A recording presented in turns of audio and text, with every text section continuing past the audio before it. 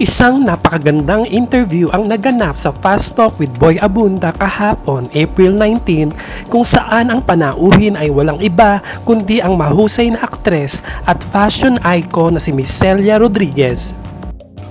Bukod sa paglalahad ng kanyang mga interesanting karanasan bilang artista noon at ngayon, ay nagpakaprangka si Miss Celia sa interview at walang kakurap-kurap na ipinagkumpara niya ang pag-arte ng superstar at national artist na si Nora Aunor at star for all seasons Vilma Santos. Bagamat kumadre ni Miss Celia si Vilma, ay inamin niya na tagahanga siya ng kanyang kababayan na si Nora. Sinabi niya na walang dating ang acting ni Vilma kumpara sa acting ni Nora kung ang pag-uusapan ay lalim o depth ng pag-arte. Pinuri ng aktres ang hugot ng acting ni Ate Guy at pagiging mahusay nito sa pag-arte na walang dialogue at gamit lamang ang mata. Nabanggit pa niya na expert ang superstar sa pag-arte kahit nakatalikod pa ito sa eksena. In acting, I always love Nora Aunor. I've always been a fan of Guy. Somebody asked me, "What can you compare Guy to Vilma?" Sabi ko, Vilma is my comadre, you know, and Guy is my kababayan.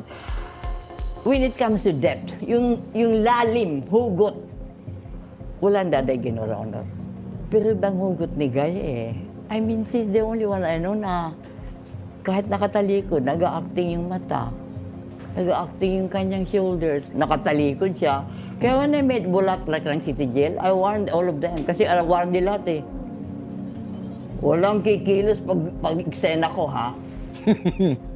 Kasi ang mga kasama ko, si Nada Amador, Gina Alahar, Maya Valdez, Nora Aunor, puro mga wardi. It's more of a body language. Not necessarily dialogue. And Guy is an expert on that. Kahit nakatalikod, umaarte ang shoulders. It takes a lot of experience and good directors to learn that. Napakarami ng pelikulang pinagsamahan si Miss Celia at Nora tulad ng Super G, Bulaklak sa City Jail, Palengke Queen at Naglalayag. 2015 ay pinarangalan ng TMPC Star Award si Miss Celia ng Nora Aunor Ulirang Artista Award.